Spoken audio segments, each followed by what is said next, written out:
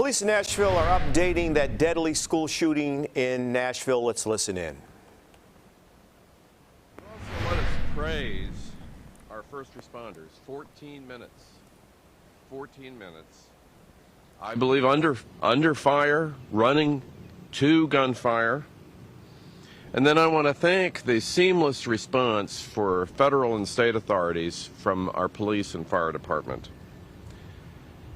So this morning I was in Boston to see my own son's sporting event, and now I am overwhelmed at the thought of the loss of these families, of the future lost by these children and their families. And the leading cause of kids' death now is guns and gunfire, and that is unacceptable. But I want to thank the fast response of our officers. Guns are quick. They don't give you much time. So even in a remarkably fast response, there was not enough time. And those guns stole precious lives from us today in Nashville. And in this dark hour, let us support each other. Let us go and hug our children a little bit closer tonight. And thank you all for being here, and I want to ask Chief Drake to come and give us an update. Thank you, Mayor Cooper. Again, thank you all for being here. Just an update from today's press conference. We've identified the shooter as Audrey Hale, 28-year-old female that lived in the Nashville area. We have investigations ongoing now at the residence on Brightwood Avenue. And we have made contact with the father that lived at that residence and are putting together more information. We've also determined there were maps drawn of the school in detail of surveillance, entry points, etc. We know and believe that entry was gained through shooting through one of the doors is how they actually got into the school. I want to take the time to at least say, and I won't say the victims' names, I'll let Don say that, but out of the 6 victims, 3 adults, 3 of those were children. 2 of them were age 9. 1 was 8, about to be 9. All the families have been contacted. The victims' families have been contacted as well. My thoughts and prayers go out to the family. When we send our kids to school or to any place of safety, we expect them to live, learn, have fun, and come back from that day's experience. We don't anticipate things like this. And I want to say thank you to our partners, to Chief Swan, to Glenn Funk, to our mayor for his support, to our federal partners. But also I want to say thank you to our first responders who got there and immediately went in and addressed the threat of someone that had multiple rounds of ammunition, prepared for a confrontation with law enforcement, prepared to do more harm than was actually done, and we were able to stop the threat, and unfortunately 6 victims. So my thoughts and prayers again, but the praise go to the men and women. As I've said before, we will not wait.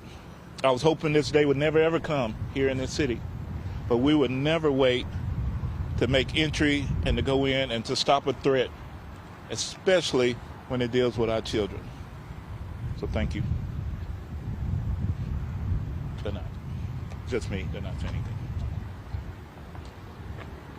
I'm going to go over the victims' names with you now. The 3 9-year-olds who were killed: Evelyn Dickhouse, William Kinney, Hallie Scruggs. 3 adults: Mike Hill, a custodian, age 61, Cynthia Peak, to my understanding, a substitute teacher, age 61, and Catherine Kuntz, age 60. As Chief Drake said, we have identified the active shooter as Audrey Elizabeth Hale, age 28. We'll take just a few questions if you have any. John, do we believe that she was a former student at the school?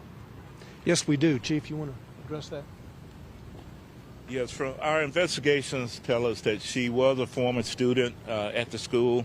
I don't know what grade she's attended or grades, but we do firmly believe she was a student there. Does she identify as transgender?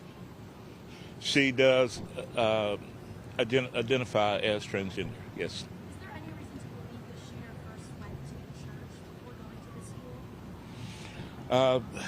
I can't give you that information. Well, unsure. We know that the minute the calls came in, we responded to the church, so to the school. Yeah. Was there like two officers that went in when they first got there? Do you know how many there was when they first came? So it was 5 officers that immediately went in and addressed. We have video that we're going to release, but you can see in the video, you can hear gunfire going on as they're in the school. They address the threat and take that threat down.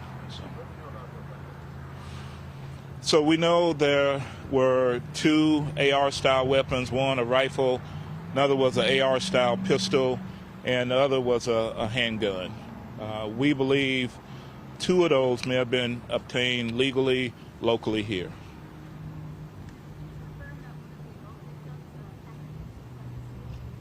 Was what? There was some, I don't know her exact capacity within the school, but it was higher up in the echelon.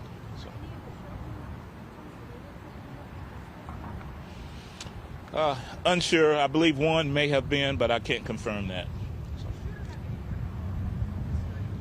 No history at all. And no motive at this point? Anything discovered in the apartment or house? No, we have a manifesto. We have some writings that we're going over that pertain to this date, the actual incident. We have a map drawn out of how this was all going to take place. There's right now a theory of that we may be able to talk about later, but it's not confirmed, and so we'll put that out as soon as we can.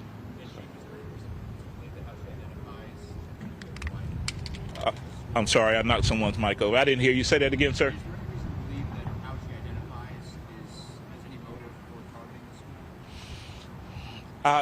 We can give you that at a later time. There is some theory to that. We're investigating all the leads, and once we know exactly, we'll let you know. So was this a targeted attack? It was. She identify as a transgender man or woman?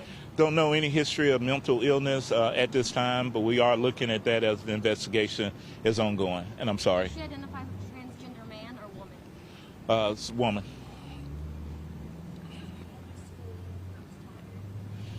It was the only school that was targeted. There was another location that was mentioned, but because of a threat assessment by the suspect, too much security, they decided not to. And that area was here in Nashville, so we're continuing with that investigation as well.